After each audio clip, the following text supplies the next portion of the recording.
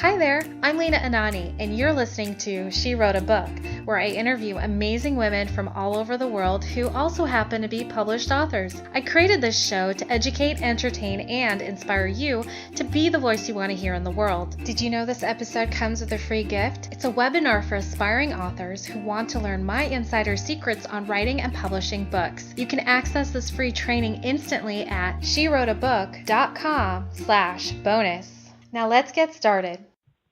Hi, you're listening to episode number 29 of She Wrote a Book, and today I'm interviewing Vanessa Codorniu, author of the book 11 Tips to Set Your Intuition Free. It's all about remembering the gift. Vanessa shares some insider secrets so you can honor the gift you've been born with. It's a laid-back and lively 11-tip introduction to setting your intuition free by facing fears and allowing your gift to be. With more than 10,000 intuitive sessions and hundreds of students, Vanessa is a psychic, hypnotherapist, trainer, and founder of Intuitive Leverage, an 8-week intuition boot camp that trains you to leverage your sensitivity in life and business. Again, her book is called 11 Tips to Set Your Intuition Free. You can find the link to purchase her book in our show notes for this episode at SheWroteABook.com/29. So Vanessa, it is such a pleasure to have you as a guest. I want to know, tell me a little bit more about why you decided to write and publish your book. Oh, thank you for having me as a guest. I realized, I believe that we're all intuitive. Whether we do work as an intuitive coach or a psychic, et cetera, we're born with this ability to pick up invisible information. And I kept finding, as I did work with students and clients, that there was just a lot of misconceptions, a lot of myths or a lot of fears around it. And I said, connecting to our intuition is so much easier than we all know. Why don't I just make it like a really cool, laid back, relaxed, 11-tip type thing where people can connect and just feel really relaxed about it. So I wanted to do like an invitation where people could just let go a little bit and kind of flow into what's already there for them, because we all have it. That's why I created it. So for the benefit of the listener, some people may be familiar with the term intuition, but some may not be. So for their benefit, can you explain a little bit about what intuition is and maybe elaborate on why it's important to know about intuition? Absolutely, absolutely. So in, the dictionary's definition would be the ability to understand something immediately without the need for conscious reasoning, right? And Albert Einstein wrote this: the intuitive mind is a sacred gift, and the rational mind is a faithful servant.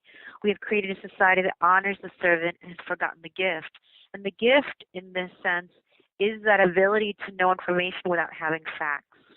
And Carolyn Mace, the New York Times bestselling author, says that it's the ability to read translogical information, meaning that we're able to access energetic information through time and space.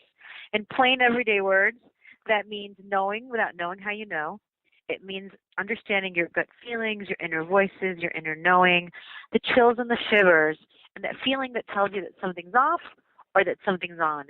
And the reason that I think it's super important to know now, especially more than ever, is because as you've noticed, and I've noticed, and many of us have noticed, is that society and the world, our culture, is going through tremendous, tremendous transformation.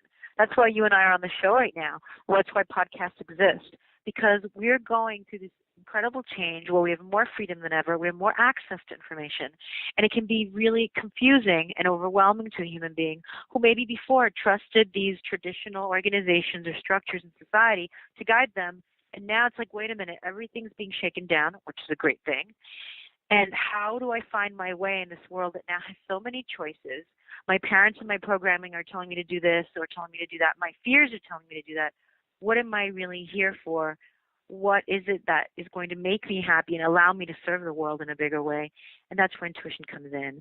And it works to help us either with health. It helps us with everything, with health. Who should we date? What are some business decisions we can do? And that's why I think it's so important, because I think it's the core of why we're here, is to trust that inner world, to trust the inner guidance. At what point in your life do you feel like you really connected with your intuition? I feel like I had it always. I was 5, 6, telling my mom different things. At 16, my mind was blown when I had played with a Ouija board, and I know Ouija boards get bad rap, But I told my mom, she said, bring it in. She blindfolded me and then turned the Ouija board around and asked me several questions. And what wound up happening is I picked up my mother's guides. I picked up information about my dad and people who were deceased. I mean, I saw, I heard, I felt, and I knew the information without knowing. And I just told her. And when I took the blindfold off and she, to push the Ouija away, she said, sit down, and she started showing me pictures of people that I'd never met, that I'd never seen, that I'd never heard anything about. So at 16, my mind was blown. I sat there like, oh my God, I just saw the red-haired lady. Now she's showing me this picture. She's telling me the story, that it was like a hidden story.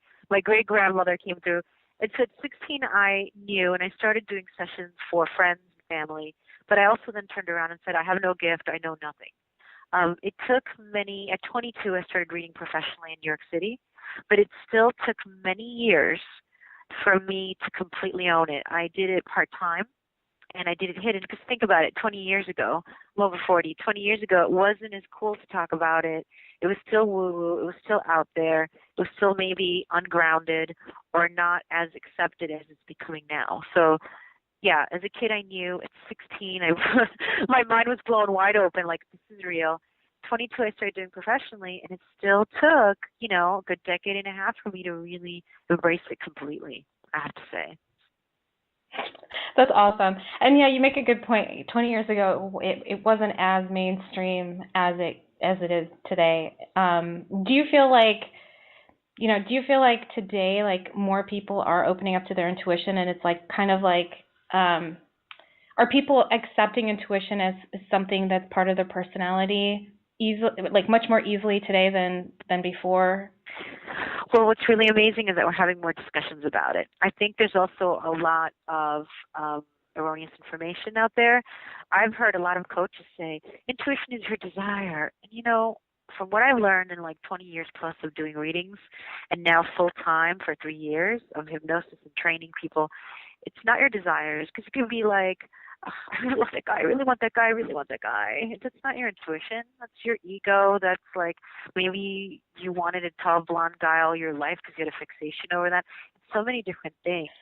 You know what I mean? So a lot of people think desire. So there's a lot of confusion around it, and I definitely believe more people are open to it, and more people are seeking it. But I also feel like many more people are making it more complicated than it is, because it really is here and it's present, but we have to get silent enough to allow all the other voices to go away, to kind of discover who we are in that way. Because it can be much simpler. When I help people connect to their intuition, sometimes they say, well, what do you need to know right now? And they're getting, damn it, I'm only getting the word relax. That's not enough. I need more information. And I'm like, how about we accept, right? I must have happened to you as well. How about we accept that right now, that's what your inner voice is saying, to relax and allow. And maybe later or tomorrow you'll get other stuff, but right now that's what you need to know.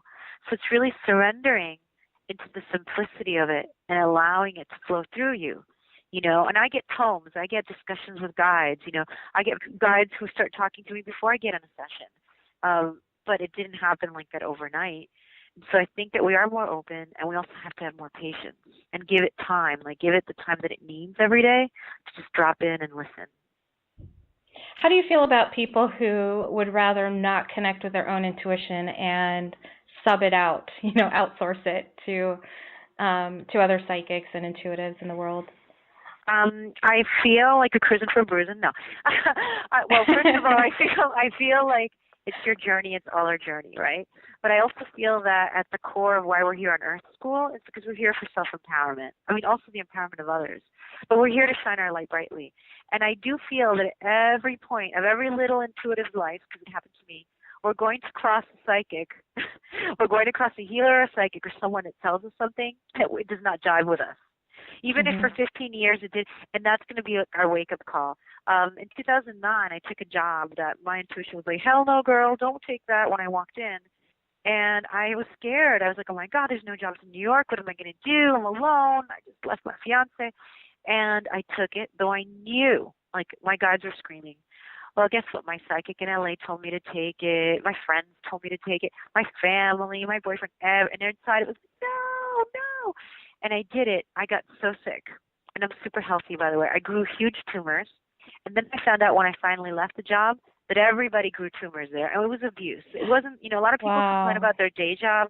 A lot of people complain, but they don't really know what abuse is. They just complain because they're bored. They complain because they're also not challenging themselves, right? A lot of people that I've met.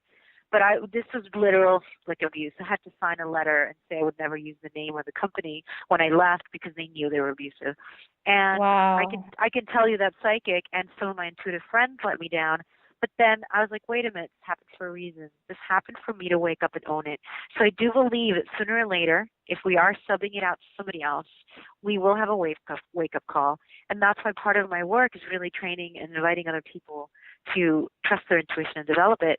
Because I'd love to read you, but really the truth is I want to guide you into your greatness. I want to guide you into your intuitive abilities. That's what makes me tick, really. Yeah. So, and I believe that's the way to help other people shine their light. Yeah, I definitely believe that we can change the world by empowering others to use their own skills, their own intuition. I know I'm not supposed to be biased, but I'm going to be a little bit. I'm really excited about your response. Oh, so good. That's great.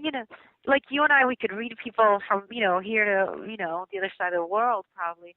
And it's all great and good. But I'll tell you, from the beginning of when I first started since I was 22, I would not addict people to me. I would not allow people to call me every day. I would not allow people, even if, let's say, I wanted the gig, even if I say I wanted the money, I just would never do it. I knew it was internally wrong.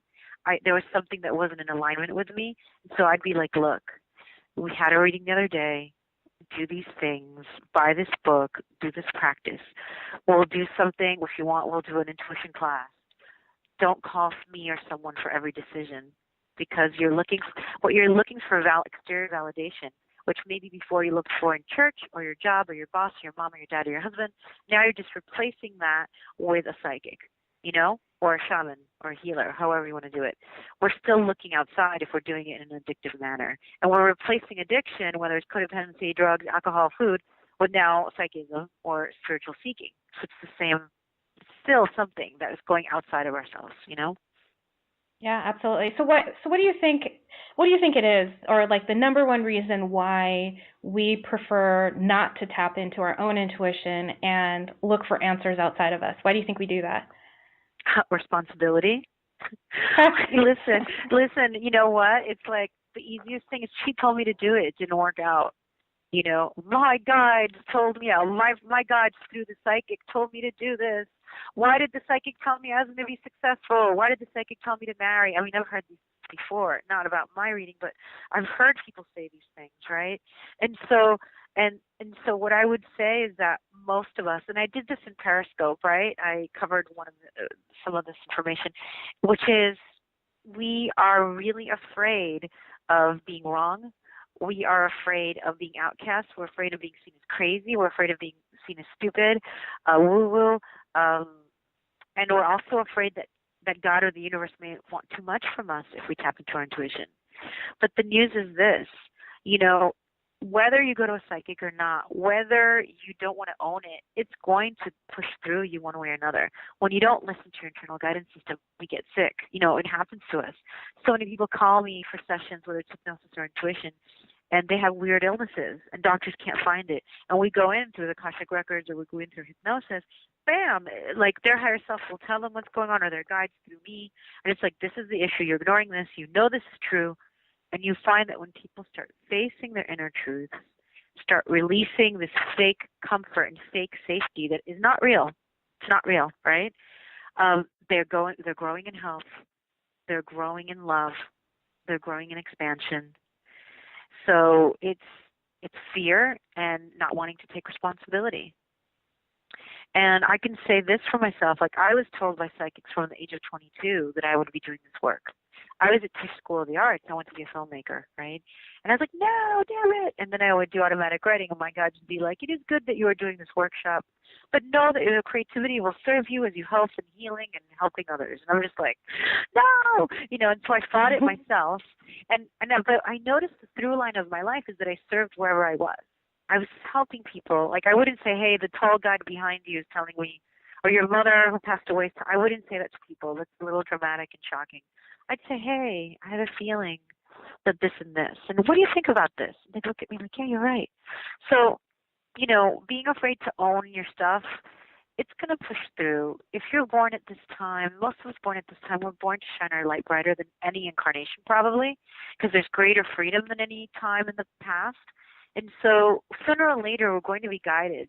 We won't be happy with our jobs, our health will falter, something will kind of trip us up or set us up where we're going to have to face our truth sooner or later. So we can blame psychics all we want, but sooner or later we're going to have to step up. And I know I'm talking a lot, but I want to share one story. When I got really sick with those fibroids, I had this big belly, and all the doctors I went to, and there were 10 of them, told me to get a hysterectomy, okay? I even went to a shaman that helped so many of my friends. He put his hands on me and was like, oh, oh, oh. He was very dramatic. He said, you do whatever the doctors say, do whatever the doctors say, and moved away from my body. If I was not me, if I was not the strong person that I am, I probably would have freaked out, fallen apart, crawled to the doctor and said, whatever you need, and therefore given my power away, right? But I sat down and wept and felt bad and was in my victim tip. I was like, oh, the self-pity pot right there. I give people, why can't I get help? And then my guidance was like, hello, Vanessa. We've always been here. What do you feel you need to do? And I was like, I need to get the right doctor. I don't need to listen to anybody. And I knew it. My 11th doctor was a doctor that saved my uterus. I still have it. She's healthy and good. And so 10 doctors, a shaman, an acupuncturist, healers, whatever, who all told me, family, friends, who all told me to run and get a hysterectomy, but they were afraid for me. My inner voice said, don't do it, girl. I didn't. And the world outside kind of seemed to fail me, but it was like, wait a minute, you know the truth.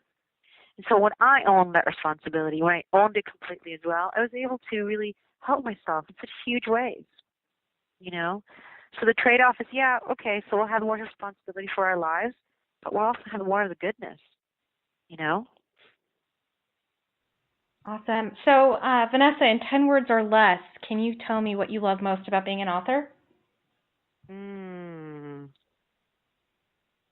Inspiring, connecting, and sharing with others, Beautiful. Inspiring, connecting, and sharing. Awesome. Well, Vanessa, thank you so much for being our special guest today. We will have a link to your book in the show notes for this episode, and our listeners can find that at SheWroteABook.com/29 to learn more about our author and her intuitive book. Thanks again, Vanessa. It's been a pleasure. Thank you. You're so awesome. Much love to you. Thank you. Thank you for listening to She Wrote a Book. If you enjoyed this episode, then subscribe now so you can automatically get access to all new episodes, and feel free to share your inspired thoughts with us in the comments too. I'd love to hear from you. Are you ready to write your own book? Get started now with my quick and concise webinars so you can learn my insider secrets on writing and publishing your own book. Claim your free gift now at SheWroteABook.com/bonus. Until then, may you always feel good and make magic. Feel good, make magic now. Lena, Anani will show you how. Ignite that wisdom inside of you and show the world what you do. To publish, write, and promote, learn the best way to go. Oh,